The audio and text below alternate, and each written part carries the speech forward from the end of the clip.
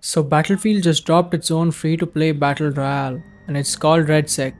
I've been playing it for a week now, and honestly, it's not what I expected, in both good and bad ways. Now this isn't Battlefield's first attempt at a battle royale. We had Firestorm back in Battlefield 5, and well, that one didn't exactly set the world on fire, pun intended. But this time, things feel a bit different.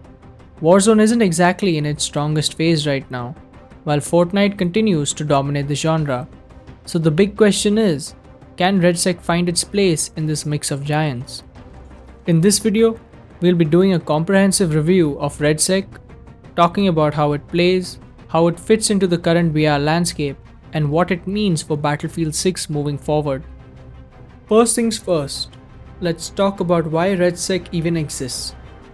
On one hand, it's clearly designed as a free-to-play entry point, something that can pull new players into the Battlefield ecosystem, especially towards Battlefield 6. On the other, it actually has a place in the series storyline. REDSEC takes place after the events of Battlefield campaign, whatever those were, because let's be honest, that campaign was pretty mid. In short, Pax Armata, after attacking the east coast of the US, is now pushing towards the west, and Fort Linden, the massive map where REDSEC is set, is a secret US installation said to be even more classified and valuable than Area 51, as hinted at in the Season 1 intro cinematic. What makes REDSEC interesting though, is how it blends the Battlefield DNA with the Battle Royale formula. It's got the large-scale chaos, vehicles, destruction, and that classic sandbox freedom the series is known for, but mixed with BR staples like shrinking ring, scavenging for loot, and that one life per match intensity. So on paper, REDSEC sounds like a solid mix. Classic Battlefield chaos wrapped in a modern Battle Royale package. But how does it actually feel to play? Let's talk about the gameplay. If you watched my review of Battlefield 6, you'll know what to expect here. REDSEC feels very much like it. Gunplay is satisfying, with each weapon type clearly owning its range. Assault rifles have that classic all-round Battlefield feel, reliable and punchy. SMGs and shotguns dominate close quarters, while carbines give you that nice balance between mid and short range fights. But the clear favorites right now? Snipers and LMGs. Being able to lay down 50 plus rounds without reloading is huge in REDSEC's open environments, and snipers let you put serious distance between yourself and your enemies while still dealing devastating damage. Recoil is fairly minimal across the board, but if you're new to Battlefield, you'll need to get used to Bloom.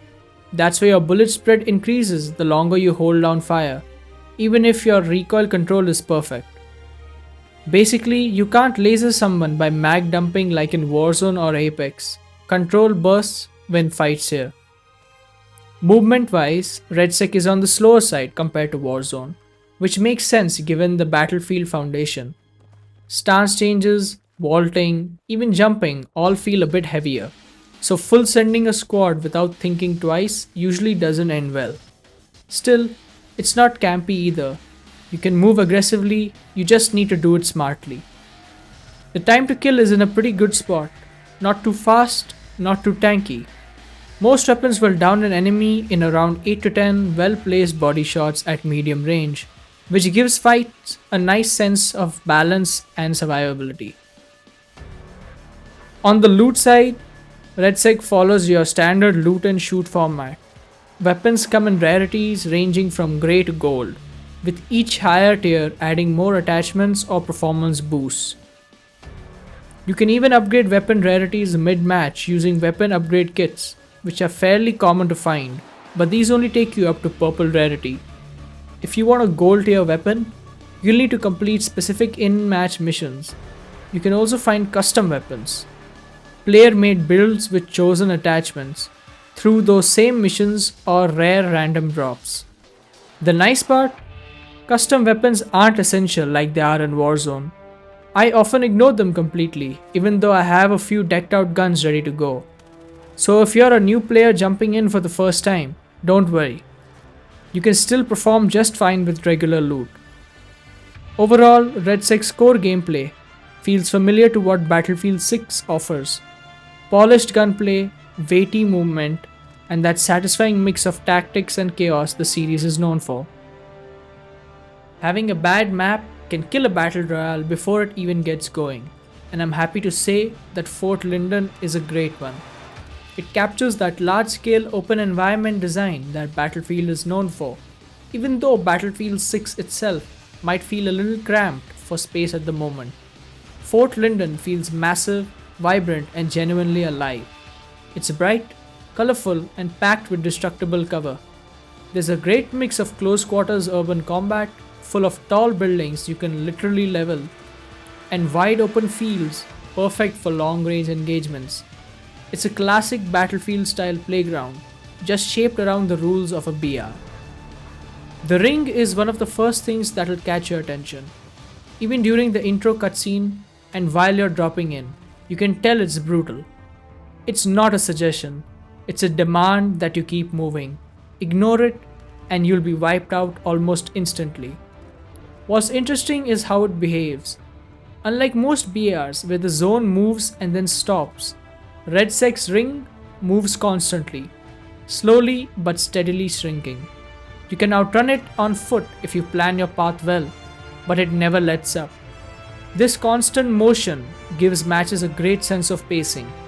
The tension keeps building naturally as squads are forced closer and closer, keeping the action flowing from start to finish. Vehicles have always been a big part of Battlefield's identity, and REDSEC keeps that spirit alive, just with a few interesting twists. Jeeps and quad bikes are everywhere, making it easy to get around the massive map, while helicopters spawn only in select locations. But if you want heavy armor, a tank or an IFV, you'll actually have to earn it. Completing specific in-match missions rewards you with a vehicle keycard, which you can then take to a vehicle trailer to redeem your tank. It's a cool system that adds some risk and reward to getting armor. You can't just grab one and roll in. That said, don't expect to feel invincible.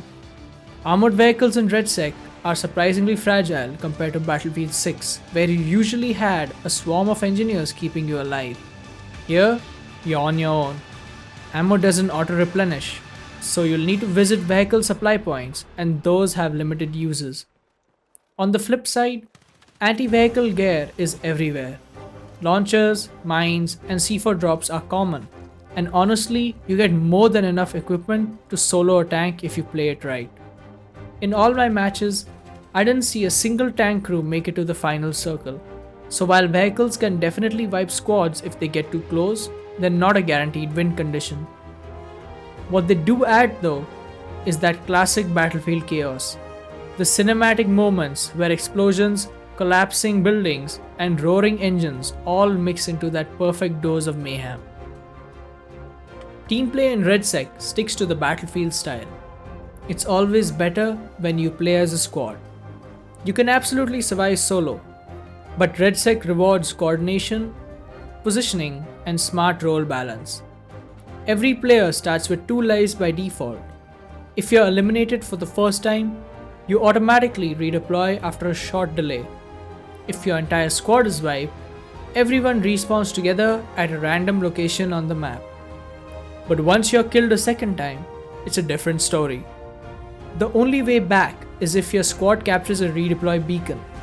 It takes a while to secure, triggers a loud siren that echoes across the map, and even marks your location for nearby players. Bringing teammates back becomes a risky, high-pressure moment that can easily draw unwanted attention. The class system plays a big role here too. Engineers and support players are absolutely essential. Engineers can repair or disable vehicles, while support keeps the squad stocked on ammo. Assault and recon classes can shine individually, but it's the utility roles that often make the difference between surviving or getting sent back to the lobby. Vehicles also tie directly into teamwork. A coordinated driver and gunner combo can hold down a sector, but only if the rest of the squad supports them. Lone wolf plays might look flashy, but squads that balance their roles, share gear, and move together almost always come out on top. Now, if you want something a little different from the slower, high stakes pacing of the main Battle Royale, REDSEC's got you covered with Gauntlet. Gauntlet is a respawn based, round based tournament mode, and honestly, it's a great addition. It's faster, more chaotic, and keeps that battlefield energy alive without the downtime of looting or rotating. The idea is simple: make sure your squad doesn't finish in the bottom two after each round, and you move on to the next stage. Keep surviving until you're the last team standing. Each round features a different game mode, randomly selected from a mix of objectives. Things like zone capture, similar to Hardpoint or King of the Hill, HVT protection, squad deathmatch, demolition, and more. All of these take place on different sections of Fort Linden, keeping the gameplay varied and unpredictable. It's a great mode for when you want quick 15-minute bursts of action instead of a 30-minute BR match. The pacing's tight, respawns keep the pressure high, and the round variety makes every session feel fresh. As fun as REDSEC is, it's definitely not without its problems, and some of them can get pretty frustrating. Starting with the collision issues, which are all over the place right now. There are moments where you'll get launched into the air, especially when you're down, and sometimes you'll be thrown high enough that you actually die to fall damage on the way back down. It's funny once or twice, but not when it costs you a win. The ping system is also unreliable. I've had plenty of moments where teammates call things out, but their pings just don't show up. Not for enemies, loot, or even down teammates. And the same thing goes for in-match UI elements. Revive icons and minimap markers can randomly disappear, leaving down teammates to bleed out if they don't manually guide you to them. Server stability is hit or miss. Some matches feel buttery smooth, while others suffer from constant packet burst, stutter, or high ping. This might depend on region, but it directly affects hit registration, with ghost bullets being pretty common. I've even run into an invincible player once, which says enough. On the matchmaking side, there are a few strange limitations. You can only queue as duos or full squads, with no solo or trios options. And to make it worse, there's no way to disable squad fill. So if you just want to drop in with a friend or go at it alone, you're forced to play with randoms. It's a small thing, but it makes the experience less flexible. Then there are the quality of life tweaks that should really be there by now. Things like letting the ammo bag also refill armor plates, or improving optimization and consistency across matches. Small fixes, but they'd go a long way. The bigger issue lies with progression and challenges.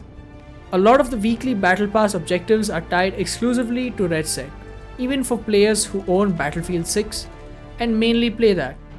Forcing players into BR just to earn points isn't exactly the best approach.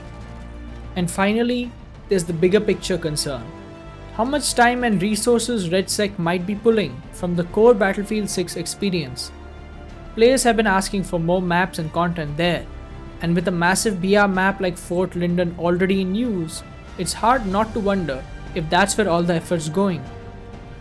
There's also that familiar Call of Duty concern, that the Battle Royale could start influencing the main game more than it should. Ideally, it should be Battlefield 6 setting the tone for REDSEC, not the other way around. Overall, Battlefield REDSEC leaves a solid first impression. It's fun, chaotic, and feels unmistakably like Battlefield.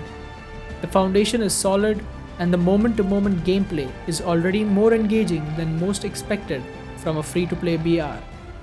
That said, the Battle Royale space is incredibly crowded right now, and it's almost impossible to come up with something completely new. REDSEC, for all its Battlefield flair, does end up feeling like a slower-paced Warzone, just with tanks, more vehicles, and that signature Battlefield soul mixed in. And while the gameplay itself is solid, fans aren't exactly thrilled about the grindy Battle Pass structure and cosmetic-heavy monetization. After years of exhausting progression systems across multiple shooters, that fatigue is starting to show, even here. Beyond that, there are still a few technical issues to iron out, but the core concern isn't really about REDSEC itself. It's about whether its long-term support will start to pull attention away from the Battlefield 6 experience, which many players still see as the main event. As for the future, only time will tell. The first real test comes very soon, with Call of Duty Black Ops 7 launching next week and Warzone's new integration following right after that. Warzone hasn't been in the best spot lately, but Activision's gearing up for a strong comeback, and REDSEC will have to prove it can hold its own in a very crowded space. Still, for now, I'd say REDSEC is a genuinely solid Battlefield experience, one that's confident, fun, and worth your time, even if it's not reinventing the genre. Thanks for watching. If you've played REDSEC, I'd love to hear your thoughts in the comments. And if you enjoyed the video, a like and a sub go a long way. I'll see you in the next one. Peace.